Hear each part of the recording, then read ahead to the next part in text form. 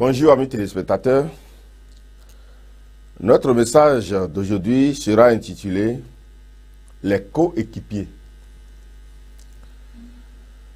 Et nous lisons dans Esdras chapitre 4, le verset 3, où la parole de Dieu dit « Mais Zorobabel, Josué et les autres chefs des familles d'Israël leur répondirent, « Ce n'est pas à vous et à nous de bâtir la maison de notre Dieu.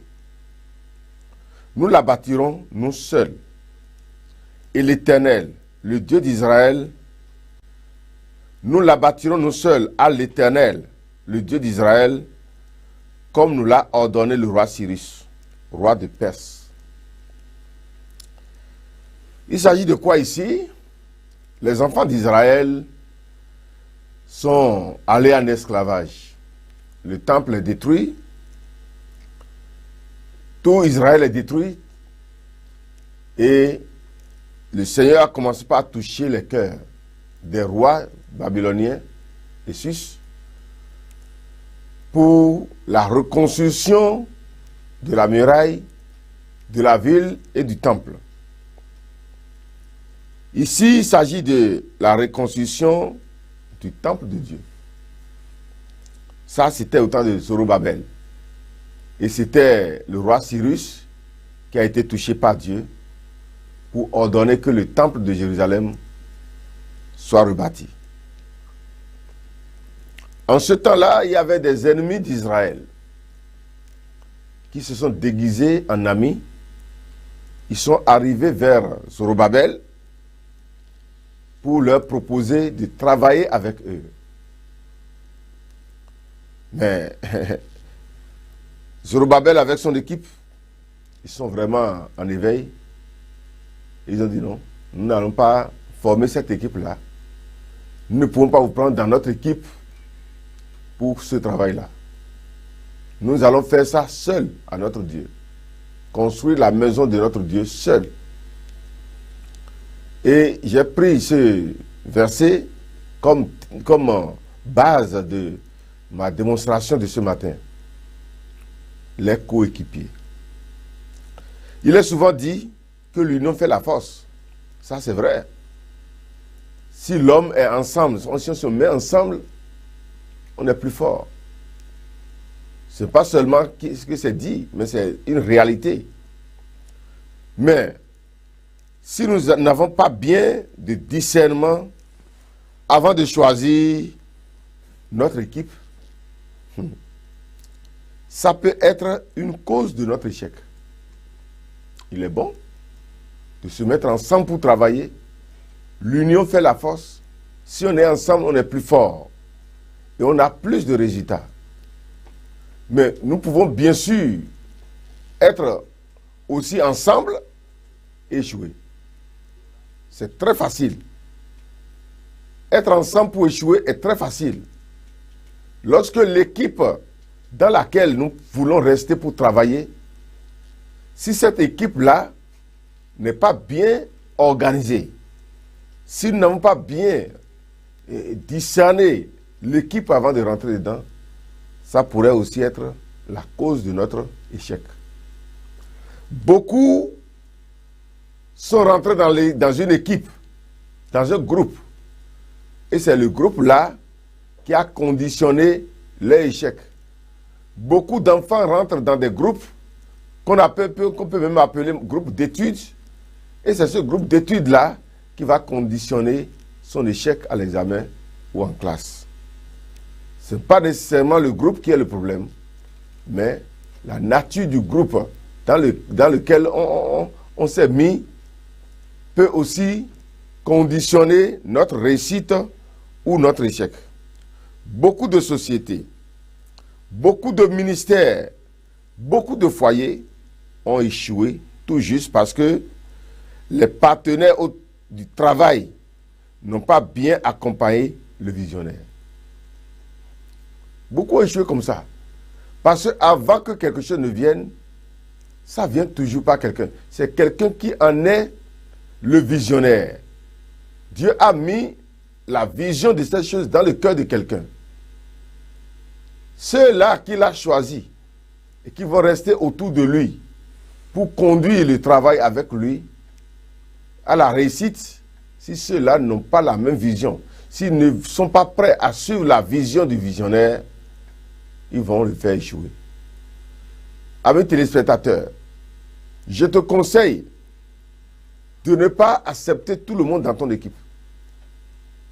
Si tout le monde rentre dans ton équipe et ils n'ont pas la même vision que toi, et ils ne sont pas prêts à accompagner ta vision, ils vont te conduire à l'échec. Et c'est ça ce qui se passe autour de nous. Si c'est comme ça, vaut mieux d'être seul. Dans beaucoup de cas, il vaudra mieux être seul si l'on n'est pas sûr de la détermination et de l'engagement des coéquipiers. Si tu n'as pas vu une détermination, un vrai engagement dans les gens que tu as choisis pour prendre le chemin avec toi, des gens que tu as choisis comme coéquipiers, et vous allez rester dans une même équipe pour travailler, s'il n'y a pas de vraie détermination, de vrai engagement dans leur vie, vaut mieux de les laisser et de rester seul. Sinon, malgré que tu aies choisi des gens autour de toi, tu vas échouer. Ce proverbe qui a dit l'union fait la force n'est pas toujours vrai dans chaque domaine. Il y a des domaines où l'homme peut bien s'unir et échouer. Lorsque vous unissez contre la volonté de Dieu, vous allez échouer. Lorsque vous unissez et les gens qui sont tes coéquipiers ne sont pas du même cœur que toi, ils vont te faire échouer. Les enfants d'Israël ont compris cette vérité dans beaucoup de circonstances. Ce n'est pas dans cette seule circonstance-là qu'ils ont eu cette connaissance. Non. Les enfants d'Israël sont préparés pour ça.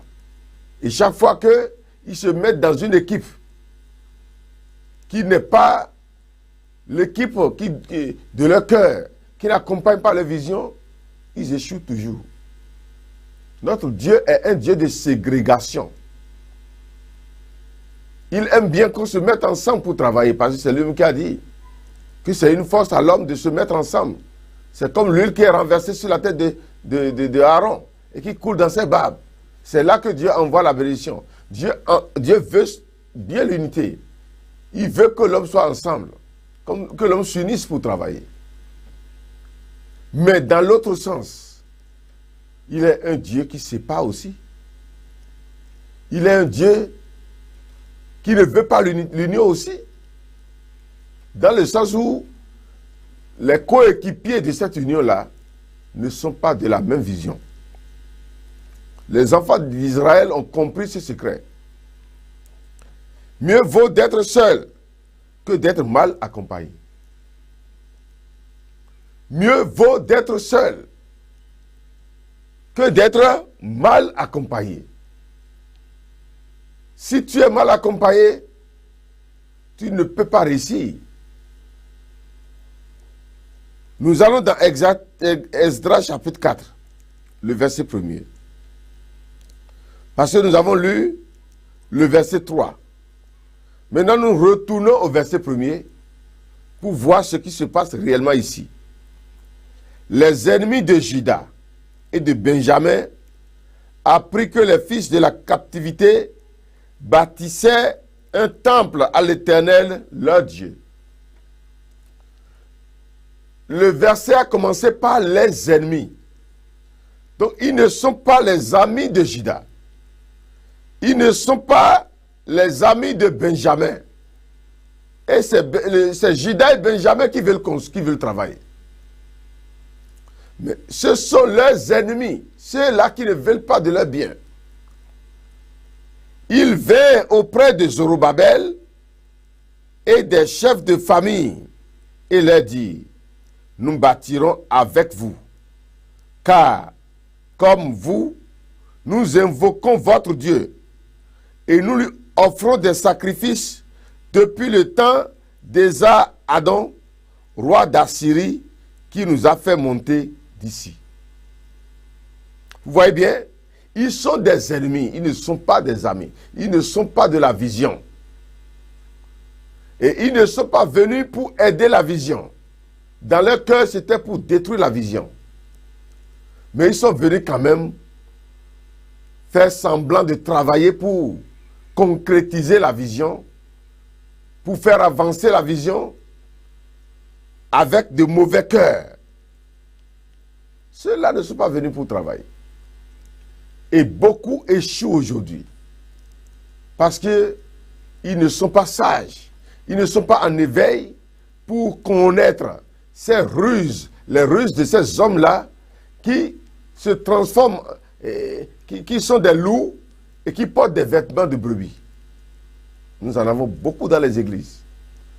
Nous en avons beaucoup dans les sociétés qui détruisent les vies des gens, qui détruisent les visions des gens, qui détruisent les destins des gens, tout juste en se cachant dans une autre peau. Mais Zorobabel, Josué et les autres chefs des familles d'Israël leur répondirent: ce n'est pas à vous et à nous de bâtir la maison de notre Dieu. Ce n'est pas avec vous que nous allons faire le travail. Nous pouvons passer beaucoup de temps dans le travail. Ça ne nous dérange en rien. Mais avec vous, nous disons non. Des fois, il faut avoir le courage de dire non. Si toi, tu es un homme et tu dis oui à toute chose, tu conduiras ton âme à l'abattoir. L'homme doit avoir le courage, la force de dire des fois non. Bien que celui qui t'a proposé la chose soit quelqu'un d'honneur, quelqu'un qui a de position dans ta vie, mais parce que cette chose-là ne t'arrange pas, tu dis non. Il faut avoir ce courage. Il ne faut pas accepter toute chose. Les enfants d'Israël ont compris ça. Ce n'est pas à vous et à nous de bâtir la maison de notre Dieu. Nous la bâtirons, nous seuls, à l'Éternel, le Dieu d'Israël, comme nous l'a ordonné le roi Cyrus de Perse. Alors les gens du pays décourageaient le peuple de Juda. Ils l'intimidaient pour l'empêcher de bâtir. C'est là qu'ils ont montré leur propre visage.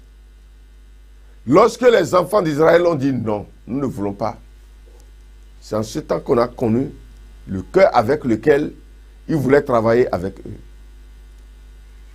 Quand ils ont dit non, c'est en ce temps qu'ils ont commencé à décourager les ouvriers. Tout juste pour empêcher l'évolution du travail. Et si ces gens-là étaient acceptés dans l'équipe qui travaille, dans l'équipe des ouvriers, dans la maison de Dieu, qu'est-ce qui allait se passer? Et c'est la même scène qui se passe toujours autour de nous, dans les églises même, dans les sociétés, dans les familles. Des gens qui sont contre vous, des gens qui, dans leur cœur, ne veulent pas de votre vie, ne veulent pas de votre évolution, ne sont pas prêts pour aller avec vous, sont dans votre équipe. Comment l'équipe là peut marcher? Ça ne peut pas marcher. Si tu as des ennemis, des gens qui ne partagent pas ta vision, des gens qui seront même jaloux de ton évolution dans ton équipe, comment ça pourrait marcher? C'est impossible. Tu vas faire des années, tu seras en train de tourner en rond, ne sachant même pas ce qui se passe. Tu pourrais être en train de condamner les sorciers. Tu pourrais être en train de condamner le lieu de ton travail, disant que c'est le lieu qui n'est pas un bon lieu, alors que ce sont tes coéquipiers qui sont en train de te détruire. Si c'est comme ça, il vaut mieux d'aller seul.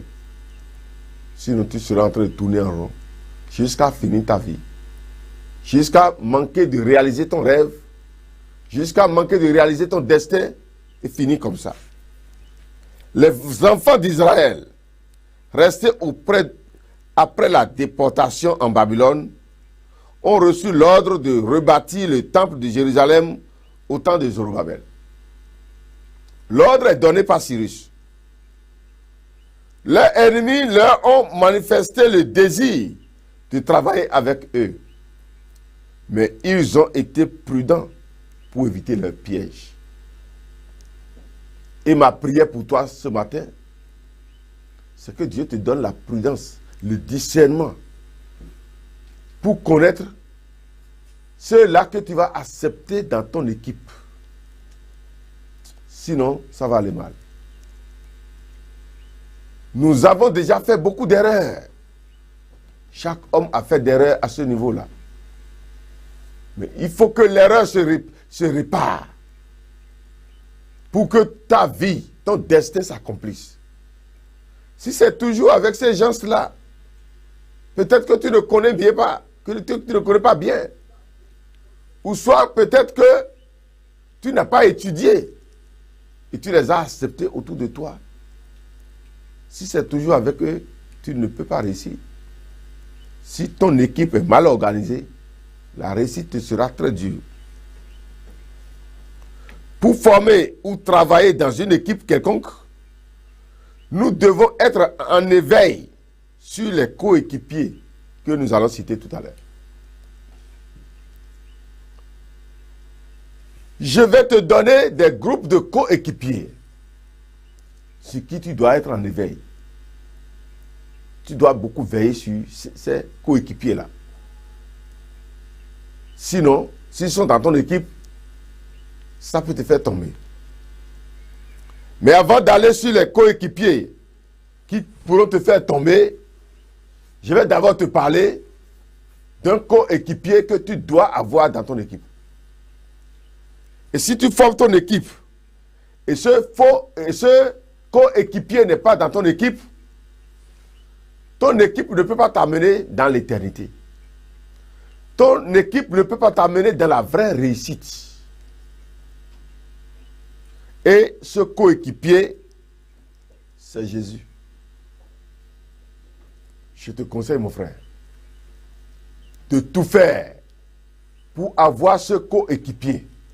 Je l'ai dans mon équipe. C'est pourquoi je ne vais pas échouer. Tous ceux qui ont Jésus dans leur équipe réussissent. Parce que lui, il existe au milieu de nous en esprit. Et si quelque chose va aller mal, Jésus te montre ça en même temps. Le chemin que tu vas prendre pour réussir, il t'indique le chemin et tu prends le chemin pour réussir.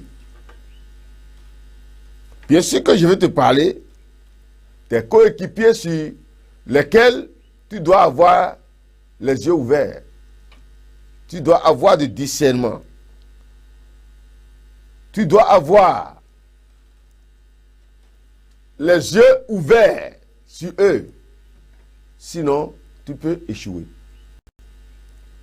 Il y a un coéquipier. Et ce coéquipier-là, tu as seulement à avoir la foi en lui. Tu as seulement à mettre la confiance sur lui. Lui ne trahit jamais. Il n'est pas Judas. Celui qui se confie en lui ne tombe jamais. Quiconque s'appuie sur lui ne tombe jamais. Il est un bon coéquipier. Et j'invite tous ceux-là qui n'ont pas Jésus comme coéquipier dans leur équipe là, de les chercher. Ton foyer, c'est une équipe. La femme, les enfants, toi-même, vous êtes déjà une équipe. Ton service, c'est une équipe. Ton atelier, c'est une équipe. Tu peux travailler seul, mais lorsque tu as déjà des gens qui travaillent avec toi dans ton atelier, vous formez déjà une équipe. Et je vous dis, vaut mieux d'être seul que de former une équipe où les gens qui sont les coéquipiers n'accompagnent pas ta vision. Donc pour former ou travailler dans une équipe quelconque, tu dois être en éveil sur les coéquipiers. Et je vais te citer ça. Mais je vais te parler d'abord d'un coéquipier que tu dois avoir sans réserve. L'éveil que tu dois avoir à ce niveau-là, c'est que les gens ne te présentent pas le faux à la place du vrai. Parce que il y a le vrai Jésus, il y a les faux Jésus, les faux Christ. La Bible a dit ça. Il y a les faux Christ et le vrai Christ. Que les gens ne te présentent pas le faux à la place du vrai. C'est en cela que tu dois être en éveil. Mais si c'était déjà le vrai Jésus, Jésus de Nazareth, celui qui a pris le corps humain pour venir mourir sur la croix pour toi, et qui est enterré, et qui est ressuscité le 3e jour, et qui nous a présenté un évangile modèle, qui est le modèle des apôtres. Si c'est lui que tu as dans ton équipe, il n'y a plus d'inquiétude pour toi. Mets ta foi sur lui seulement. Confie-toi complètement en lui. Tu réussiras en toutes choses. Je l'ai dans mon équipe déjà. C'est lui qui dirige ma vie. Chaque chose que je dois faire dans ma vie, chaque grande direction que je dois prendre dans ma vie, je prends d'abord conseil chez lui. Beaucoup de fois, je prends des décisions et il me dit non, ne va pas là-bas. Parce qu'il est mon coéquipier. Il est avec moi dans mon équipe. Et si Jésus est avec moi dans mon équipe, je ne peux pas échouer. L'ennemi ne peut pas me terrasser. Dans Marc 16, le verset 20, la parole de Dieu dit: et il s'en allait prêcher partout. On parle des apôtres, des disciples de Jésus. Après la mort, l'ensevelissement et la résurrection de Jésus, après l'enlèvement de Jésus, les disciples sont allés prêcher partout. Mais la Bible dit, le Seigneur travaillant avec eux et confirmait la parole par les miracles qui l'accompagnaient. Il est leur coéquipier.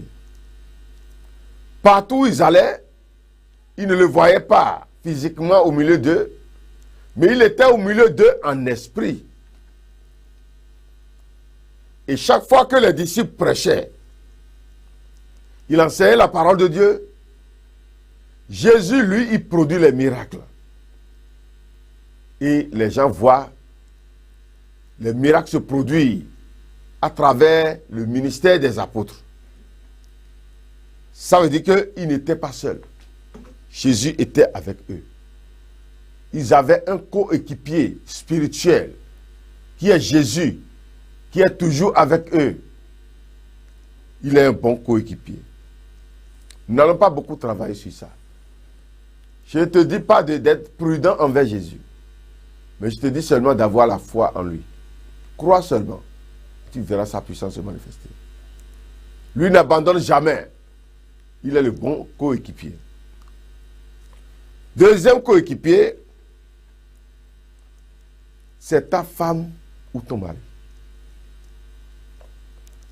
Nous te disons la vérité, toi, jeune homme, toi, jeune fille, qui n'a pas encore mis le pied dans le mariage.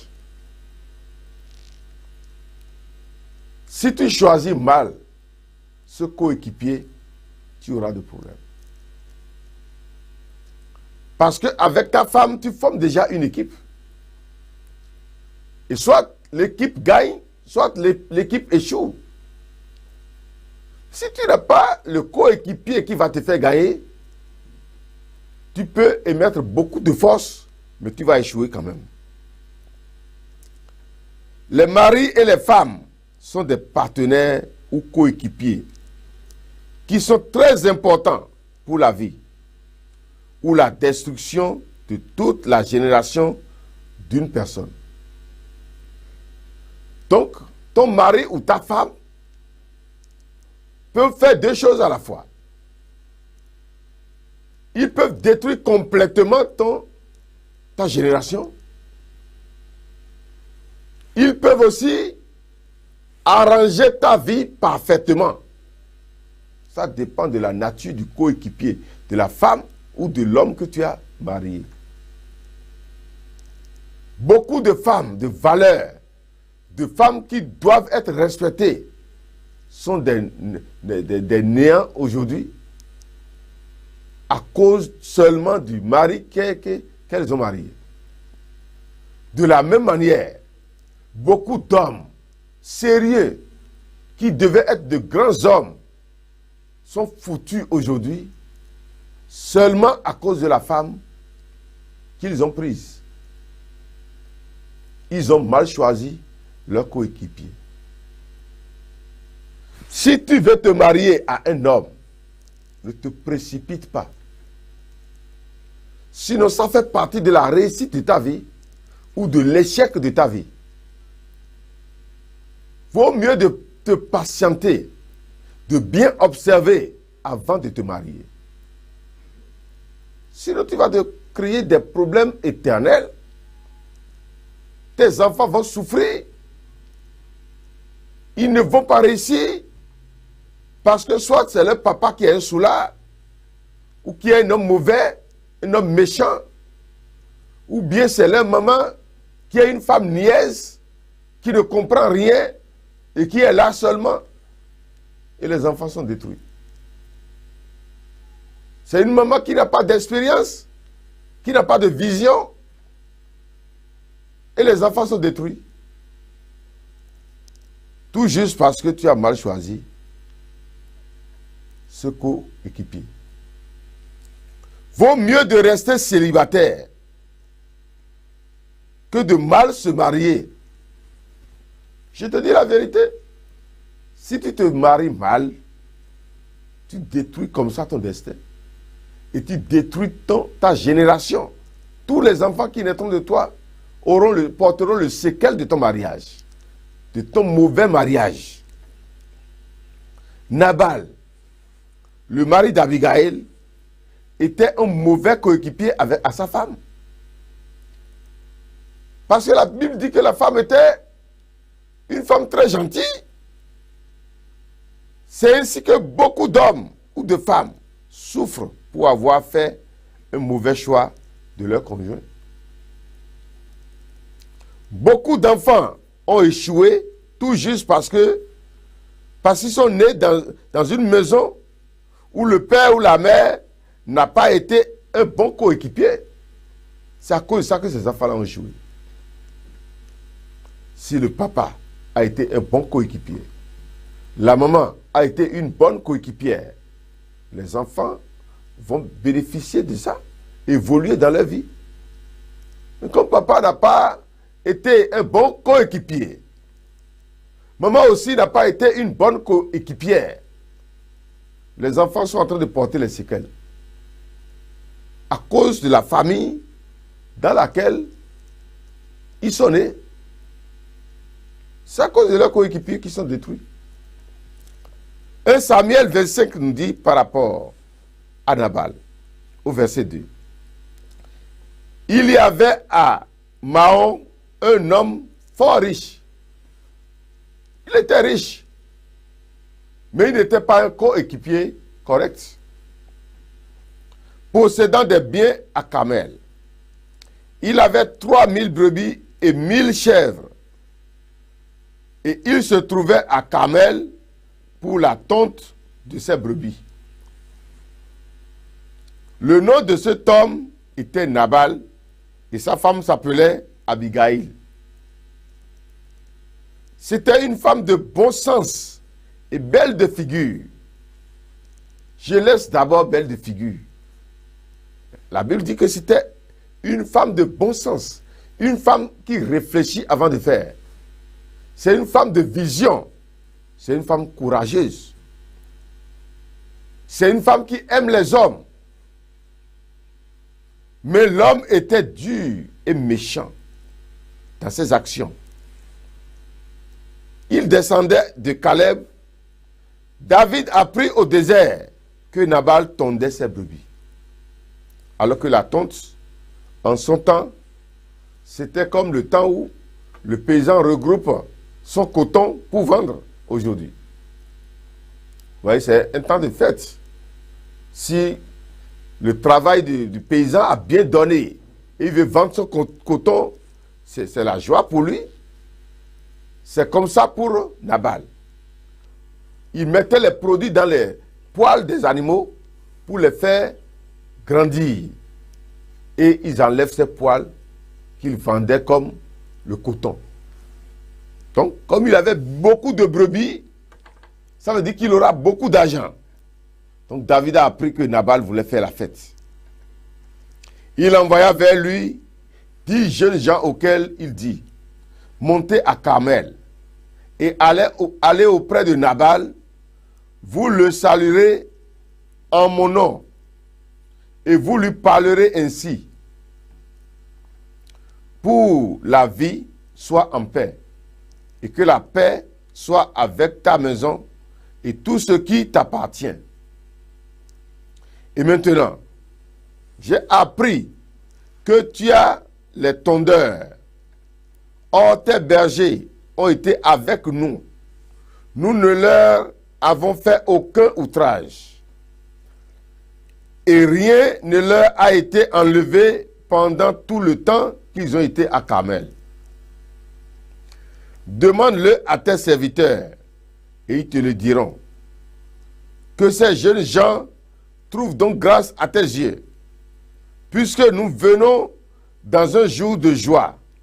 Donne donc, je te prie, à tes serviteurs et à ton fils David, ce qui se trouvera sous ta main. David était en exil dans le temps. Il n'était pas à Jérusalem. Mais dans la brousse là, il a aidé Nabal. C'est à cause de David que les Amalécites ne sont pas venus chercher, prendre tous les biens de Nabal. Parce qu'en son temps, les soldats rentrent dans les forêts pour tuer les brebis, pour prendre les richesses des gens. Mais comme l'armée de David était à côté, il n'y avait pas des ennemis qui ont pu toucher les brebis de Nabal. Deuxième chose, il y avait les animaux sauvages qui rentraient dans le troupeau pour ravager. À cause de la présence du camp de David dans cet endroit, aucun animal sauvage n'a déchiré les animaux de Nabal. Et c'est ça qui a fait que son troupeau s'est multiplié en quelque temps. Mais lui, il voulait faire la fête. Et David a envoyé des gens chez lui pour lui dire, ce que tu as préparé pour la fête là, envoie de notre part. C'est parce qu'il a aidé. Lorsque les gens de David furent arrivés, ils répétaient à Nabal toutes ces paroles au nom de David, puis se turent. Nabal répondit aux serviteurs de David. Qui est David? Vous voyez, il est un homme mauvais. Celui à qui on a fait tous ces biens-là. Il dit, mais qui est David? Qui est celui-là? Qui est David? Et qui est le fils d'Isaïe? Il y a aujourd'hui beaucoup de serviteurs qui s'échappent d'auprès de leur maître. Ils se moquaient comme ça de David. Comme David s'était fui d'auprès de Saül. Et je prendrai mon pain, mon eau et mon bétail que j'ai tué pour mes tondeurs et je les donnerai à des gens qui sont, je ne sais d'où. Les gens de David rebroussaient chemin. Ils s'en retournaient et redirent à leur arrivée toutes ces paroles à David. Alors David dit à ces gens, que chacun de vous saigne son épée. Et ils saignent chacun leur épée. David aussi saignit son épée. Et environ 400 hommes montèrent à sa suite. Il en resta 200 près des bagages. Un des serviteurs de Nabal vint dire à Abigail,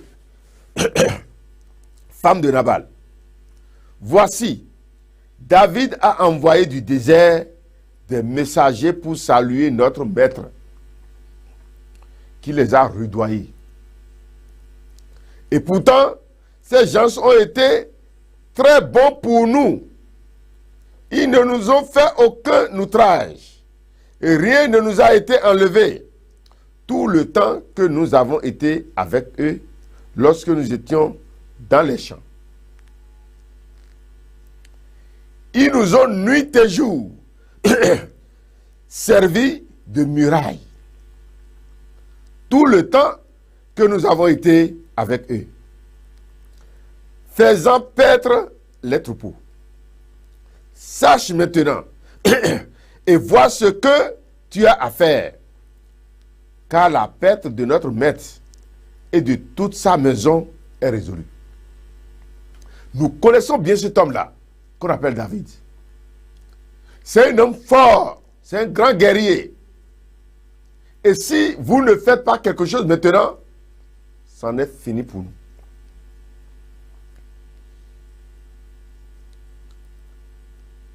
Abigail prit aussitôt 200 pains, 2 outres de vin, 5 pièces de bétail à prêter, 5 mesures de grains rôtis, 100 masses de raisins secs et 200 de figuiers sèches. Elle les mit sur des ânes. Et elle dit à ses serviteurs, passez devant moi, je vais vous suivre. Elle ne dit rien à Nabal, son mari. Montée sur un âne, elle descendit la montagne par un chemin ouvert, un chemin couvert.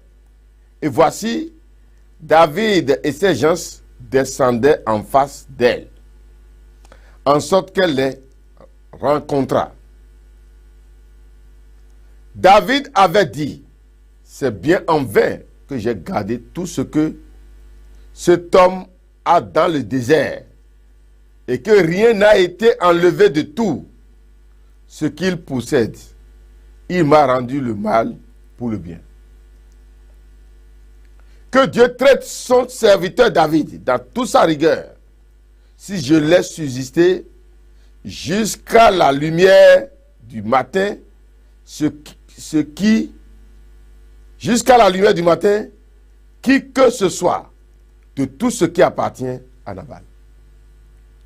Donc David avait résolu que ce jour-là, fini Nabal et tout ce qui lui appartient. Parce qu'il a mal agi. Si c'était la mort en ce temps-là, Abigail, qui était la femme de Nabal, une femme de bon sens, une femme de bon cœur, les serviteurs de Nabal, qui étaient des bons serviteurs, craignant Dieu, et qui sont reconnaissants aussi à l'homme, parce que chaque fois que David les aidait dans le champ, ils font le rapport à leur maître. Ils sont des bons serviteurs. Mais si Abigail ne s'était pas levée vite, malgré qu'elle soit une bonne femme, malgré que les autres serviteurs soient de bons serviteurs, ils allaient tous mourir. Mourir à cause de leur mauvais coéquipier. C'est pourquoi, dans les équipes de football, si les gens recrutent quelqu'un et ils commencent par jouer contre son camp, il commence par être une faiblesse pour l'équipe, en même temps on le change. Il y a les entraîneurs qui sont là, il y a les responsables des équipes qui sont là, et en même temps quand on voit que celui-là n'accompagne plus l'équipe, on le change. Sinon, à cause de lui, toute l'équipe peut avoir des échecs. Nabal est un échec pour l'équipe de sa famille. Heureusement que la femme a pu racheter la chose. Elle a couru pour aller devant David, pour lui demander pardon. Elle s'est prosternée, elle s'est mise par terre, elle a roulé par terre. Elle a honoré David jusqu'à lui faire oublier ce qui était dans son cœur contre la famille de Nabal. C'est la femme là qui a été une bonne coéquipière pour sauver la vie aux serviteurs, aux éleveurs, même aux tondeurs de Nabal. Tous ceux qui sont dans l'équipe de Nabal devaient mourir le jour-là. Mais c'est la femme qui les a sauvés. Madame, Si ton mari est devenu un mauvais coéquipier, il faut beaucoup prier pour lui. Sinon, tu peux aller à l'église n'importe comment, tu vas échouer. Mets-toi en carême, prie pour lui. Chaque matin, chaque soir, prie pour lui. Que le Seigneur le change. Parce qu'au début, il n'était pas comme ça. Il était bon, il t'accompagnait, il t'aimait, c'était la joie. Mais aujourd'hui, maintenant, il faut voir comment ça tourne. Il te néglige à la maison. Il n'a plus les yeux sur toi. Tu es devenu un jouet à la maison. Il faut prier pour lui. Peut-être que ce n'est pas sa faute. Monsieur, si c'est ta femme qui est en train de devenir comme ça, ne dis pas non, elle est mauvaise. Elle est ceci, elle est cela. Vous êtes ensemble, ce n'est pas aujourd'hui. Si madame a commencé à changer, il faut savoir qu'il y a quelque chose derrière. Prie pour lui, pour qu'elle devienne une bonne coéquipière pour toi, pour l'entretien de tes enfants, pour l'élévation de tes enfants, pour que demain tu ne souffres pas dans ta vie. Parce que si rien n'a réussi autour de toi, ça veut dire que tu as échoué toi-même. Et ta vieillesse va souffrir. Parce que ça n'a pas marché. Il y a des mauvaises compagnies, des mauvaises coéquipières parmi nos sœurs qui ne veulent rien faire. Et quand un peu d'argent tombe dans la main de son mari, au lieu de penser à des choses qu'ils vont réaliser pour leur futur, pour le futur de leur enfant, madame va demander 100 000, madame va demander 50 000, madame va demander 20 000, jusqu'au moment où tout l'argent là va terminer. Et vous allez rester en location jusqu'à mourir. Vous ne savez pas que pour construire votre propre maison, il faut d'abord souffrir. Vous empêchez de certains, vous privez de certains loisirs. Vous serrez pour réussir. Vous ne savez pas qu'il faut ça. Ne soyez pas de mauvaises coéquipières. Il y a aussi des hommes qui sont comme ça, des mauvais coéquipiers pour les femmes. Et ils sont même jaloux. Il y a des hommes qui sont jaloux de leur propre femme. Beaucoup qui disent, si la femme évolue, que ce n'est pas bon. Que si la femme devient trop riche, qu'elle ne respecte pas la maison. Et pour ça, ils travaillent même pour ruiner, pour détruire leur femme. Si ta femme évolue, même si tu ne bénéficies pas, est-ce que tes enfants ne vont pas bénéficier? Est-ce que ce n'est pas une construction du foyer? Libérez les femmes. Qu'elles évoluent dans leurs activités. Ne les détruisez pas. Et demain, vous allez en profiter. Ne soyez pas de mauvais coéquipiers pour vos femmes. Ne soyez pas de mauvais coéquipiers pour vos maris. Et vous, les jeunes hommes, les jeunes filles, pour vous marier là, apaisez-vous. Patientez-vous. Et regardez d'abord correctement si l'homme là pourra vous accompagner jusqu'à la fin de votre vie. Si ce monsieur-là va vous accompagner, si cette femme-là va vous accompagner jusqu'à la fin de votre vie. La femme avec qui tu n'as pas fait 2 jours. J'ai un frère policier qui m'a donné ce témoignage-là. Il dit que quand il est rentré dans l'armée et il est sorti nouvellement, le jeune policier, il a aimé une jeune femme. Et ils ont commencé un peu, avant que les parents ne soient informés. Et un jour, la fille lui a amené une liste des choses qu'il va lui payer. Et il a fait le point, ça veut dire 300 000. Le jeune policier. Il dit d'accord, je viens. Quelque temps après, il lui a envoyé 20 000 pour lui dire c'est ce que j'ai ça. Et il a fait demi-tour. Hein. Il dit, ah, si c'est avec la fille là que je vais me marier, demain je ne vais pas porter caleçon. Je ne vais pas porter pantalon. Déjà au début comme ça. Et une fille a ouvert la bouche pour demander 300 000. Et ce n'est pas encore la dot ça. Ce n'est pas encore la connaissance de famille. C'est seulement cette chose de plaisir. Ah, si c'est comme ça, il faut mieux de vite me retourner. Celle-là n'est pas une bonne coéquipière. La bonne coéquipière ne peut pas vivre comme ça. Celle-là est venue pour te détruire. Il faut regarder d'abord. Est-ce que celui-là peut t'accompagner jusqu'à la fin de ta vie? Oui, il s'habille bien. Il fait bien Yoruba. il a les cheveux teintés, il a les cheveux rasés quelque part et les cheveux peinturés quelque part. Avec tout cela là, est-ce que tu es sûr que celui-là va t'accompagner jusqu'à la fin de ta vie? Ne vous pressez pas. Ne choisissez pas ce coéquipier mal. Sinon, vous allez pleurer après. Troisième coéquipier. Les coéquipiers incapables. Vous devez beaucoup être en éveil. Premièrement, nous avons parlé de Jésus, qui est le bon coéquipier. Deuxièmement, nous avons parlé de ta femme ou de ton mari, qui est aussi ton coéquipier. En troisième position, je te demande de voir la capacité de ceux-là que tu veux recruter dans ton équipe. Si tu es le visionnaire de l'équipe. Regarde bien, ceux-là avec qui tu veux travailler là, est-ce qu'ils ont la capacité de faire ce travail? N'amenez pas le mouton à la chasse. Il deviendra encombrant pour vous. Le mouton ne peut pas chasser.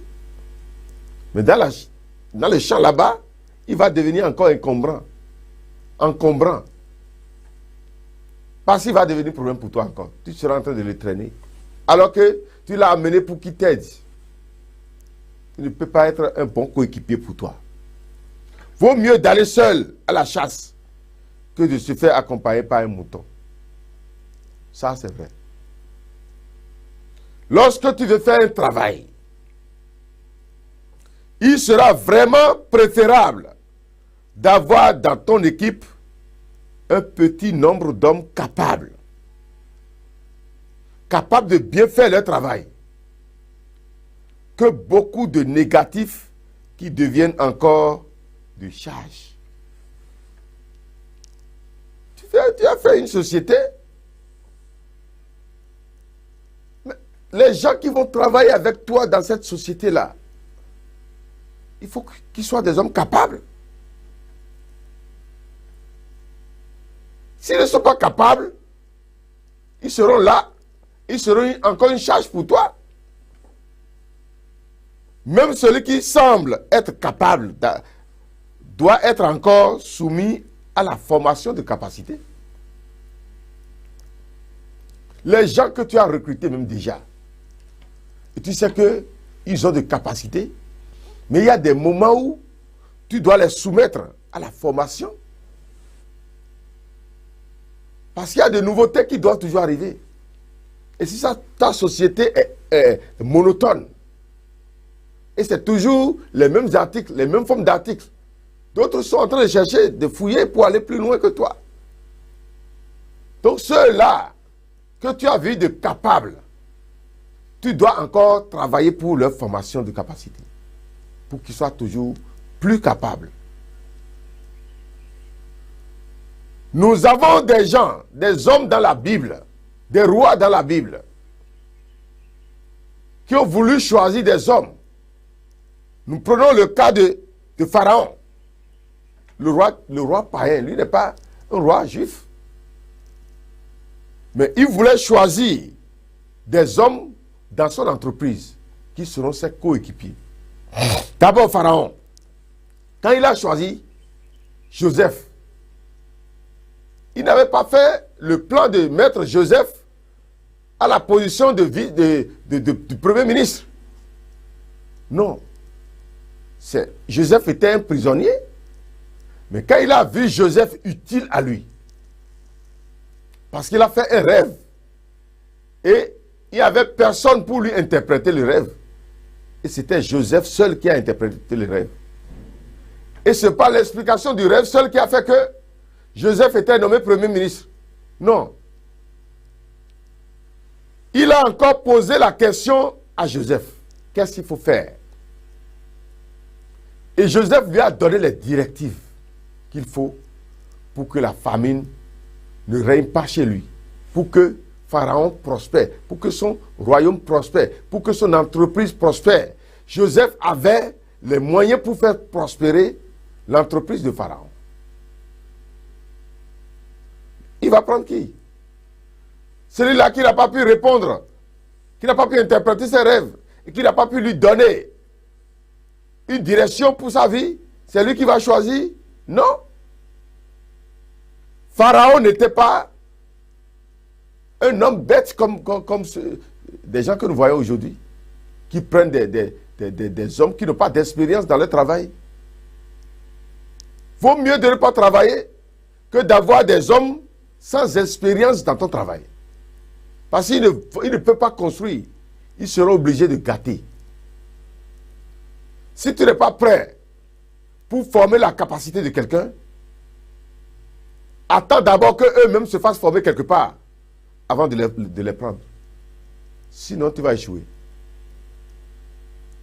La femme qui ne sait pas préparer, la femme qui ne sait pas arranger le lit, la femme qui ne sait rien, tu l'as acceptée dans ton équipe de famille. Elle va faire échouer ta famille. Elle va faire échouer tes enfants. Genèse 47, le verset 6 dit, le pays d'Égypte est devant toi. Donc c'est Pharaon qui parlait à Joseph. Parce qu'il a vu que Joseph pouvait être son coéquipier. Son premier coéquipier. C'est pourquoi il a nommé. Il dit le pays d'Égypte est devant toi. Donc tu as le droit sur tout le pays. Parce que j'ai vu en toi la capacité. Tu peux diriger tout le pays. Établis ton père et tes frères dans la meilleure partie du pays. Qu'il habite dans le pays de Gozen. Et si tu trouves parmi eux, parmi tes frères, parmi ceux-là qui sont venus de ton pays-là, si tu trouves parmi eux des hommes capables, mets-les à la tête de mes troupeaux. Et Pharaon était un homme sage. Il dit, si parmi tes frères qui sont arrivés, il y a des gens qui sont capables, tu peux les détacher d'Israël et ils deviendront mes coéquipiers. Pharaon n'a pas demandé à être coéquipier de tous les enfants d'Israël. Mais il a dit, les hommes qui sont capables parmi eux, c'est eux, c'est ceux-là que moi je veux comme coéquipier. C'est lorsque nous étions en classe, quand quelqu'un brille bien en classe, et on nous dit de faire une équipe, des équipes dans la classe, qui est con? Les gens qui savent qu'ils ne sont pas bien dans le travail, qu'ils ont des problèmes en maths ou en physique, quand on leur dit de choisir l'équipe, c'est l'équipe où il y a le boss de la classe. Celui qui travaille bien en maths, en physique là. Dans cette équipe, tout le monde veut rester dedans. Et ce sont les dirigeants qui vont dire non, il faut vous séparer. Et ils enlèvent beaucoup de cette équipe-là. Parce qu'ils savent qu'il y a un boss dedans. Il y a quelqu'un qui est en éveil là et qui peut les aider aussi à avancer. Tu te mets dans une équipe qui ne peut pas te faire avancer, mais qu'est-ce que tu fais là?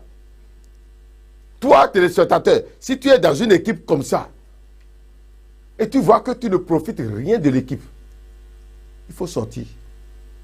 Quitte l'équipe là. Si ça ne te donne rien, si tu ne profites rien de ça, ça ne te donne même pas un avenir. Et tu es là seulement, tu perds ton temps. Sors de l'équipe là.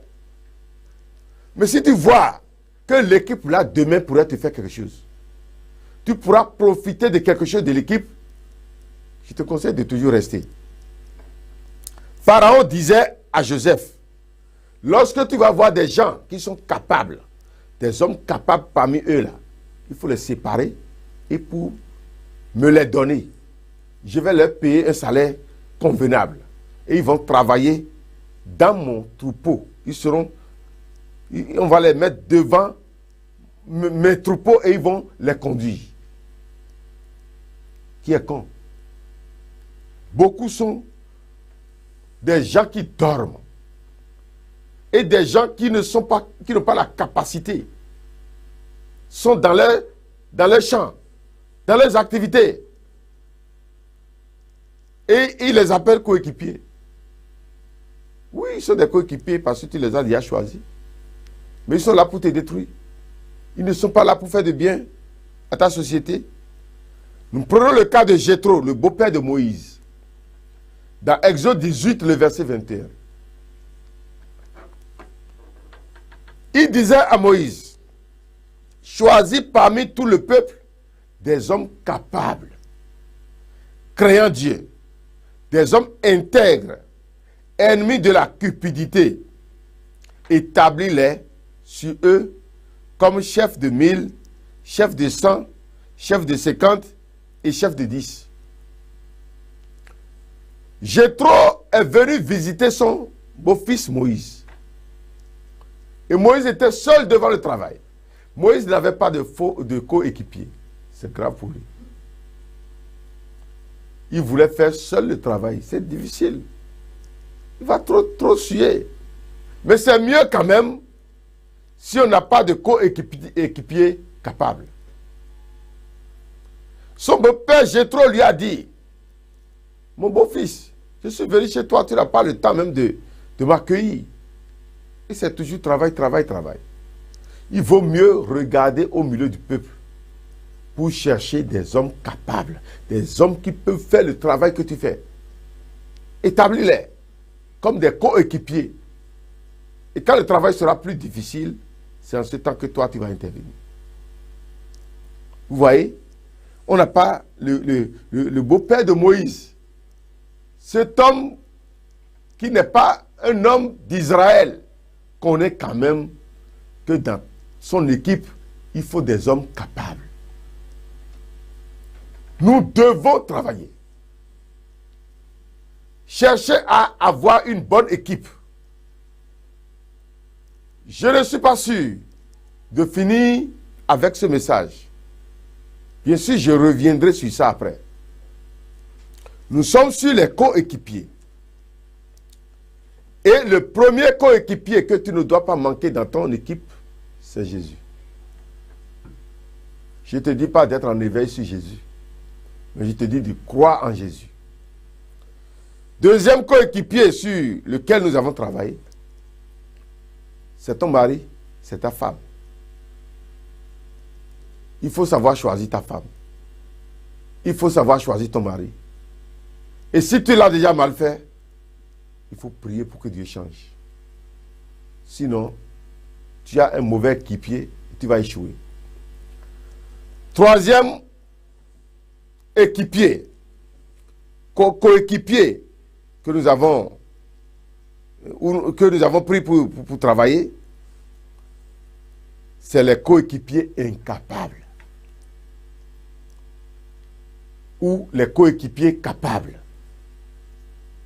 Il faut bien voir la capacité. Et je pense que la prochaine fois, nous allons reprendre par les coéquipiers capables ou incapables.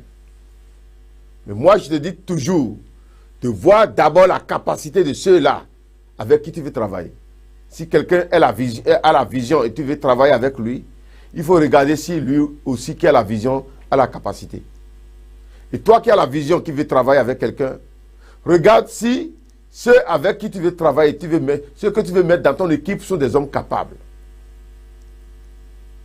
Moïse a choisi des hommes capables.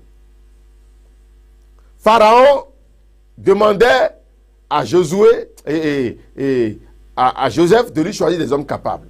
Et moi aussi, je te demande de choisir des hommes capables dans ton équipe. Et que le Seigneur te bénisse. Amen.